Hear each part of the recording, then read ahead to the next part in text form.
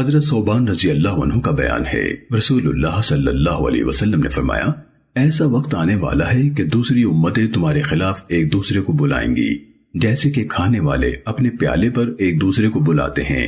تو کہنے والے نے کہا، کیا یہ ہماری ان دنوں قلت اور کمی کی وجہ سے ہوگا؟ آپ صلی اللہ علیہ وسلم نے فرمایا، نہیں، بلکہ تم ان دنوں بہت زیادہ ہوگے، لیکن جھاگ ہوگے جس طرح کہ سیلاب کا جھاگ ہوتا ہے۔ اللہ تعالیٰ تمہارے دشمن کے سینوں سے تمہاری ہیبت نکال دے گا اور تمہارے دلوں میں وہن ڈال دے گا۔ پوچھنے والے نے پوچھا، اے اللہ کے رسول، وہن سے کیا مراد ہے؟ آپ نے فرمایا، دنیا کی محبت اور موت کی کراہت۔ سنن ابو داود حدیث نمبر 4297۔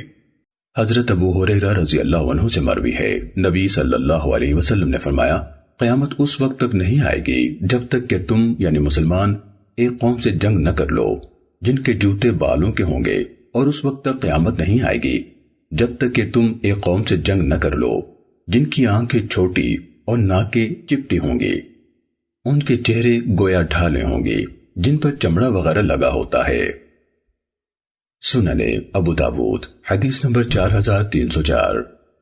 جناب عبداللہ بن بریدہ اپنے والد سے بیان کرتے ہیں کہ نبی صلی اللہ علیہ وسلم نے اپنی ایک حدیث میں فرمایا، ایک قوم تم سے جنگ کرے گی جن کی آنکھیں چھوٹی چھوٹی ہوں گی، یعنی ترک۔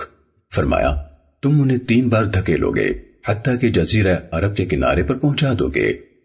پہلی دفعہ دھکیلنے میں ان میں سے جو بھاگ جائیں گے نجات پا جائیں گے، دوسری دفعہ میں کچھ بچ جائیں گے اور کچھ ہلاک ہو جائیں گے، لیکن تیسری بار میں ان کا صفایا کر دیا جائے گا، یا اسی کی مانند بیان فرمایا۔ سنن ابو داود حدیث نمبر 4305۔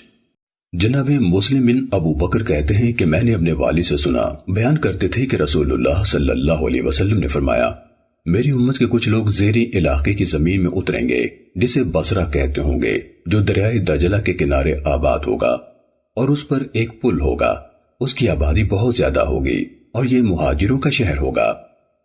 ابن یحییٰ نے بیان کیا کہ ابو معمر نے کہا، یہ مسلمانوں کا شہر ہوگا، پس جب آخری زمانہ ہوگا تو بنو قنطورہ یعنی ترک، یہ ان کے جد اعلیٰ کا نام ہے، آئیں گے، ان کے چہرے چوڑے اور آنکھیں چھوٹی چھوٹی ہوں گی، حتیٰ کہ وہ اس دریا کے کنارے اتریں گے تو شہر کے لوگ 3 جماعتوں میں بٹ جائیں گے۔ ایک جماعت بیلوں کی دمیں پکڑ لے گی اور جنگلوں میں نکل جائے گی، اور اس طرح وہ ہلاک ہوں گے۔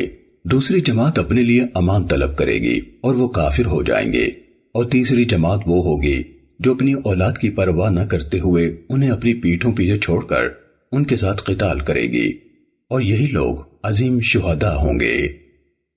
سنن ابو داود حدیث نمبر 4306۔